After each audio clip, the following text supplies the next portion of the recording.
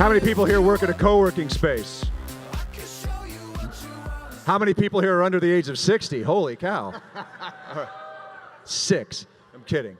Our last fight is euphemistically titled The Future of the Workforce. That can mean a lot of things, but there's a lot going on in the future of the workforce. I actually office out of WeWork, and work is a lot different than it used to be because we have people in various cities for our company also working out of WeWork, and it's just different than it used to be. So this is going to be an interesting fight. Our first fighter is a gentleman named David Lewis. He's CEO of a company called Operations Inc. I usually don't add the personal stuff to it, but he's a diehard fan of the second best baseball team in New York, the Mets. So that's awesome. Please give it up for David Lewis. Take this job and shove it. I ain't working here no more. A woman done left and took all the reason.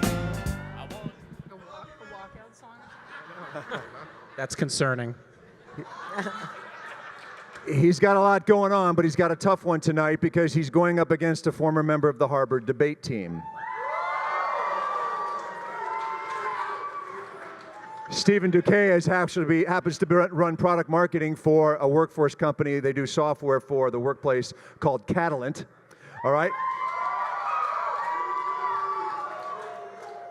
Right here in Boston, also started by a couple of Harvard MBAs. So please give it up for Stephen.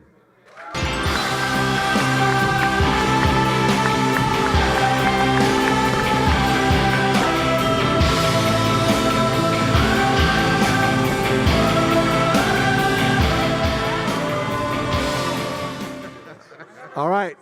David is opening, 45 seconds. Let me throw some numbers at you. 3.7% unemployment. 7 million open jobs in this country. You're going to get all these people to come to your office today. Where is that talent pool right now? The answer is it's not in your market. It's not in your backyard. It's from people who want to work remotely and who want to work flexibly. And if you are going to fill your positions and attract and retain talent, you're going to have to get on the bandwagon if you're not already there, because the future is now when it comes to remote work and flexible workforces. All right, Stephen, the floor is yours, 45 seconds.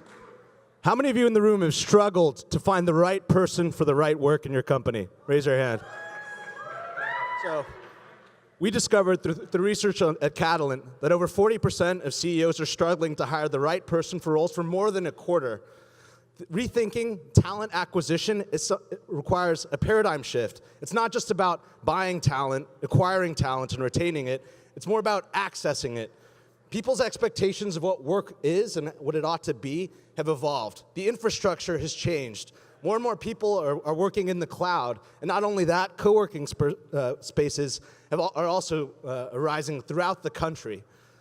We need to enable companies to work in a more agile operating model and not with a traditional operating model that forces them to not innovate. David, you have 30 seconds to rebut.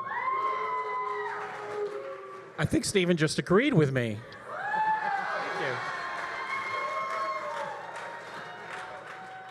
I think at the end of the day, we are all looking for the best possible talent we can find. And right now, in a lot of markets, especially, how many people here from San Francisco or the Silicon Valley area? How difficult is it to hire there at this point? Or New York City? How about New York City? You cannot find talent right now in your markets. And the reason these systems fail is not because of the fact that these people are lousy that you find. It's because we don't train our managers on how to manage people in a remote workforce. You want to fill your positions? Find people remotely. Give them flexibility. 30 seconds, Stephen. David is talking about building a better ice cube tray, while I'm talking about building refrigerators to keep things cool. It requires a paradigm shift from talent acquisition, which is about buying and acquiring and retaining talent, from talent access, to rethinking where skills and expertise, whether they reside inside or outside of my company. How can I access those skills and expertise and then dynamically and scalably deploy those things against the work that needs to get done? It's not an HR question, it's also an operations question. All right. Dina has the first question. Okay, so Based on your guys' arguments, it seems like there needs to be a lot of management in the job to make sure that either way you guys decide to go or whichever way it goes, somebody is managing the process and taking it to the next level. What you guys haven't explained to me is how is that going to get done? So I appreciate the fact that there's a bunch of people all over the world that you can actually hire in places that you can't find, but how are you supposed to manage them? How are you supposed to train them? And then in your standpoint, when you look at the business and you say, okay, great, let's acquire talent as we need it, who's going to supply that resource? Who's going to train, even at the education levels of the university, to think differently so someone goes into the workforce not looking for a traditional job? All right. David, 15 seconds. So think about the people we make as managers. People we make as managers these days are put into those positions not because they've demonstrated managerial skill, but because they've been here the longest and are next in line to take that position.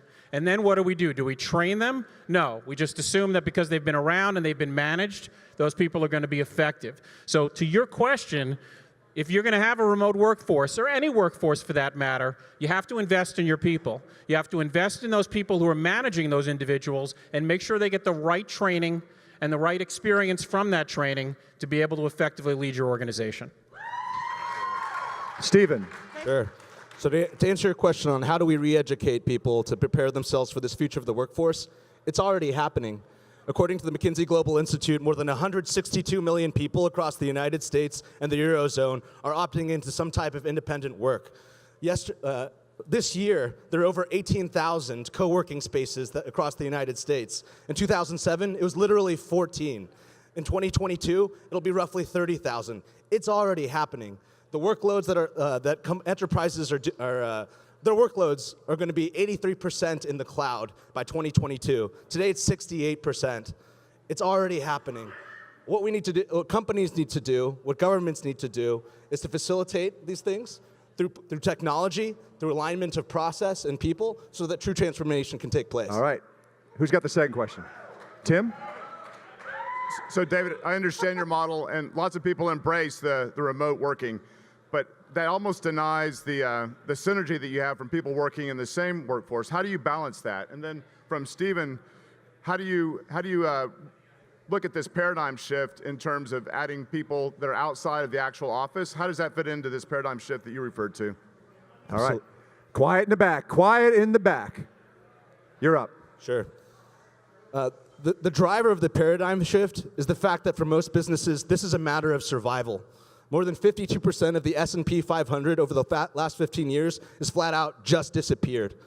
That's staggering. In 1964, their time atop, the S&P 500, their average tenure was 33 years. By 2022, that'll be 14 years.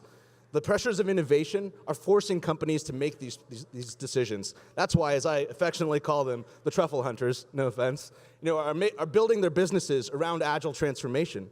Because the fact is that businesses have to move more quickly to get the mission-critical work that needs to get done. All right, David?